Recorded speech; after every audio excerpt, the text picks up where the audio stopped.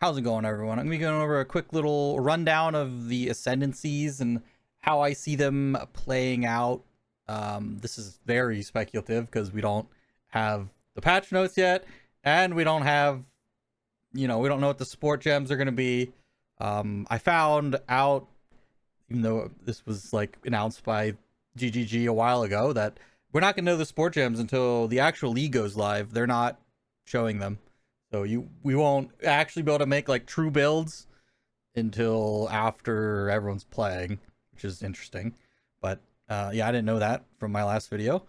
But yeah, so like I said, this is just gonna be like a breakdown of all the ascendancies and how I think they're gonna end up working, like what the builds are gonna be around them. We're gonna start with Amazon, as you see.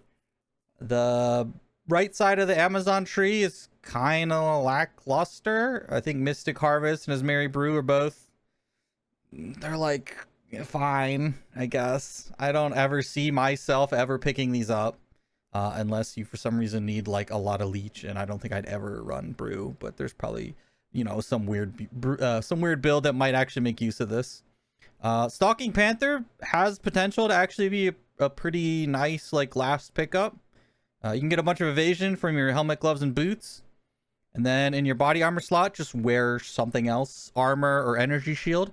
Energy shield is getting a pretty big nerf. So, or supposedly getting a pretty big nerf. So, I don't know if they're going to be going energy shield.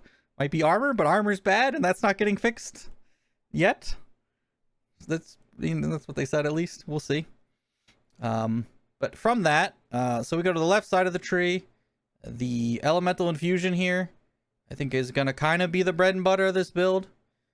You just spend charges and you get infusions, which should just make your spells better, do more AoE damage because they like proc elemental effects and stuff like that. The frenzy charge trigger, like generation, should be easy again. As long as combat frenzy doesn't get changed, frenzy charges should be exceedingly easy to get. So I don't think charge generation is going to be a problem. So I don't think you're going to take infused avatar unless this little node is like really good, something crazy. They don't tell us what it is. I mean, you might assume that it's evasion. I don't know. Who knows? But this is probably not even worth taking. That's my guess. And then you go down this bottom route for accuracy stacking.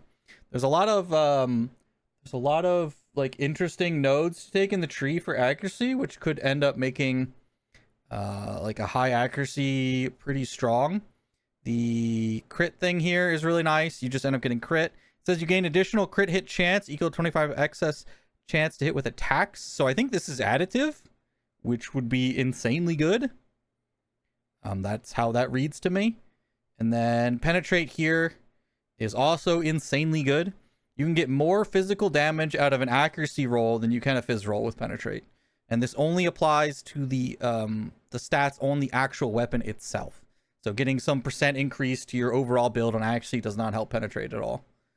But this is like a top tier phys roll is like, I think it's like 60 or something. I looked it up. I don't have it in front of me, but it's like 60 or 70 or something like that.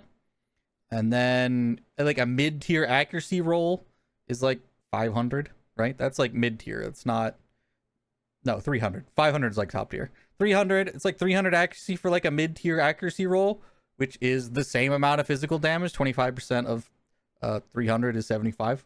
So it's a lot easier to get physical damage through an accuracy roll than it is through just like a really high tier phys roll. The only issue with this is every Amazon is going to be playing for accuracy, so it's not going to make your items cheaper.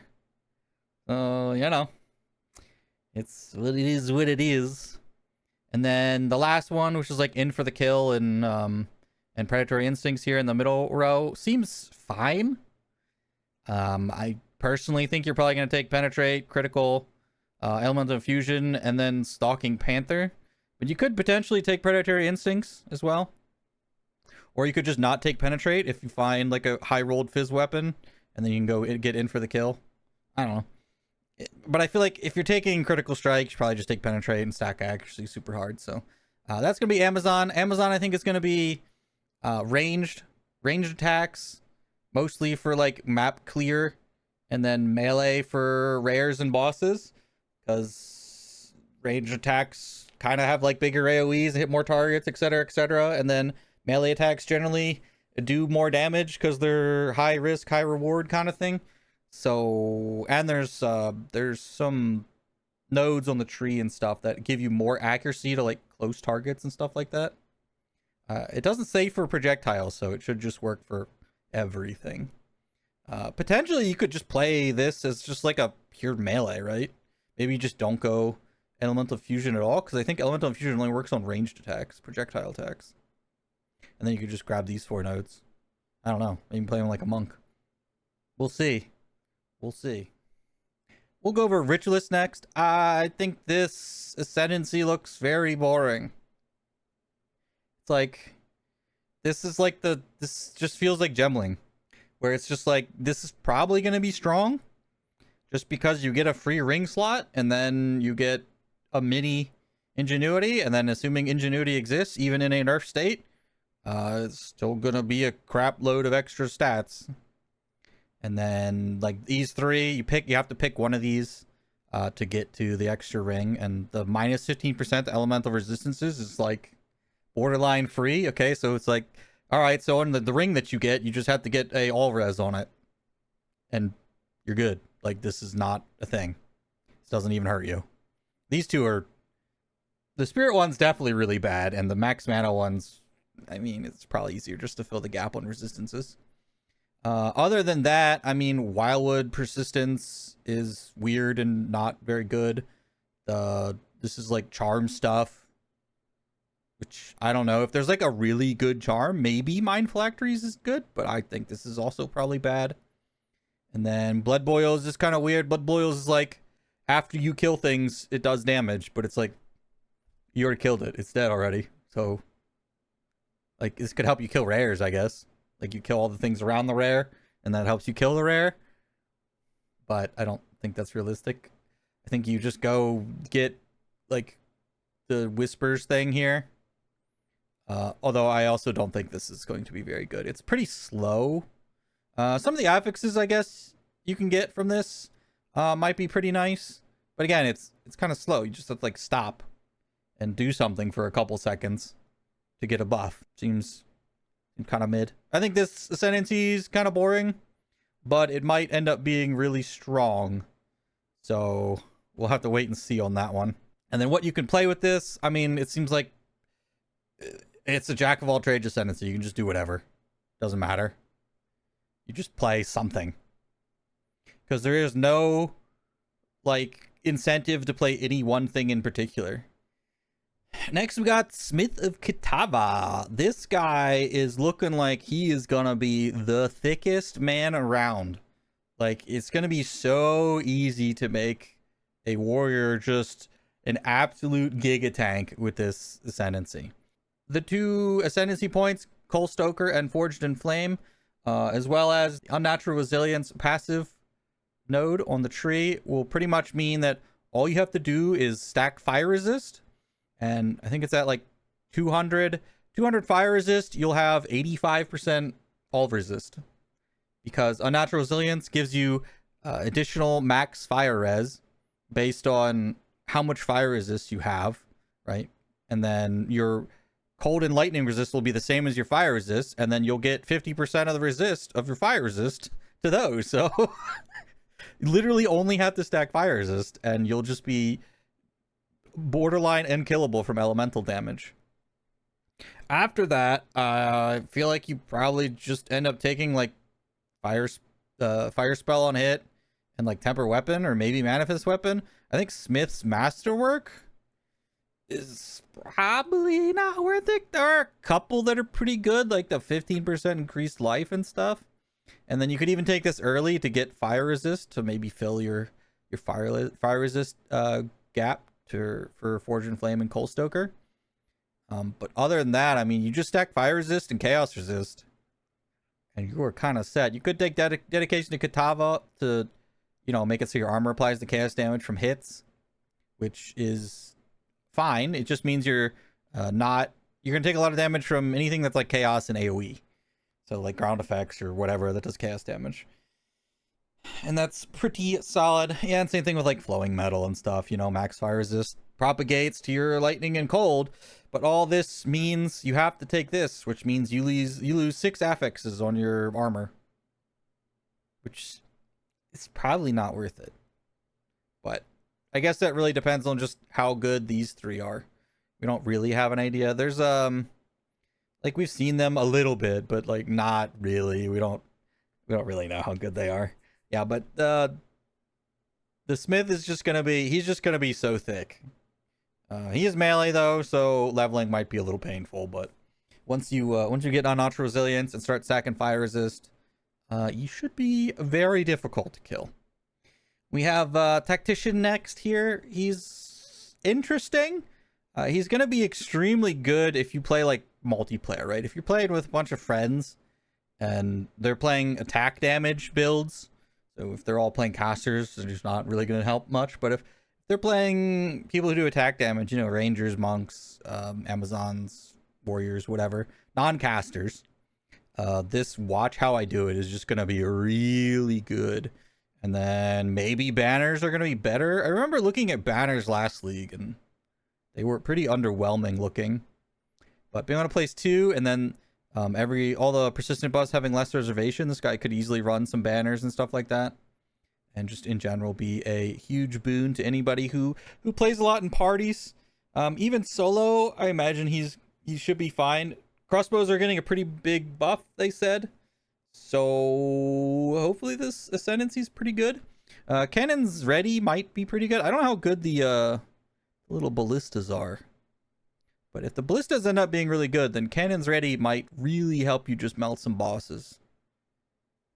Otherwise, this whole line here is all just like defense. And then supporting fire from the stream looked very bad. Skill looked really terrible. So I don't think anyone should take it. But maybe, you know, maybe it'll get a buff from the recording that they did. Maybe that was old footage and it's much stronger now. Who knows? It looked real bad on the showcase. It looked real bad. So yeah, I wouldn't recommend that one. But otherwise, I mean, you got, like I said, you got the group play stuff. You have these 2 nodes right where we want them, and suppressing fire. So you pin stuff, and then anything that's pinned is also can't act, so it's essentially stunned. So you can get like free pins and stuff like that. You can't get this, you know, these 3 and these 2, so you'd have to make a choice somewhere. Like I said, banners were not great last league, so I don't know if we're gonna they would actually even be interested in running banners. We'll see how that goes. I don't know. But yeah, like I said, crossbows are getting buffed, so I suspect Tactician will be pretty decent. Last but not least is Lich. I already did a Lich video, so because that's what I plan on playing, so I'm not going to really do... I'll just go real quick here for this one. There's a lot of ifs here, especially with this Eternal Life node. This Eternal Life node has a lot of question marks about it. Like, if your life can't change, can you run blood magic? If your life can't change, can you run those gloves that when you cast a spell, you sack a portion of your life to gain energy shield? I'm on the fence about blood magic. I don't know. We'll see in a couple days. But the gloves, I don't think are going to work because you're not actually going to sack any life. Because I think that looks at how much life did you actually sack and then gives you that much energy shield. And because your life didn't change, I don't think it'll give you any energy shield. That's my take. Blood magic still might work though, because it's just like, blood magic is just like, do you have this much of a resource to spend? And if yes, then, you know, reduce that amount and cast the spell. So then it goes to reduce the amount. It can't, or it does, but your life doesn't actually change because it can't. And then the spell still goes off. That's, yeah, we'll see. I don't know if that's actually going to happen, but we'll see. And then, so Lich, I think you'll be able to play this as a minion build or as like a straight on caster. I think this will definitely be the stronger ascendancy for minions. I don't plan on playing minions, but I think anyone who is playing minions is going to play Lich because it's strong. Crystalline Phylactery, I think it's pretty universally accepted that this is only the gem that's socketed that this applies to. If you think it's going to be all gems, you're coping. But, you know, might have to eat a shoe on that. We'll see. But I really doubt it. What is it? These two, Necromantic Conduit and Rupture Soul, are backwards on the tree. They're actually switched to what they show. So just keep that in mind. It actually makes sense. Necromantic Conduit goes into Blackened Heart since they are kind of linked. So this, yeah, the tree actually makes sense. But yeah, so minions here, mana stacking for Blackened Heart, and then this stuff is all curses. We'll see how that goes. You want more breakdown for this? Like I said, I already went over it because this is what I'm going to play. But yeah, that is it for the new ascendancies. If you were uncertain of which ascendancy to play, you know, hope I brought some ideas to you. Of course, all this, like I said at the beginning, is speculation because we don't have patch notes. We don't have support gems. We won't have support gems until the game's out or the new league started. At least we'll have patch notes before then. So we'll be able to figure out some stuff, whether or not old builds are going to be any good and whatnot. But yeah, that'll be it for this one. Thanks everybody for watching. Hope this helped you figure out what you wanted to play. And I will see you all later. Bye-bye.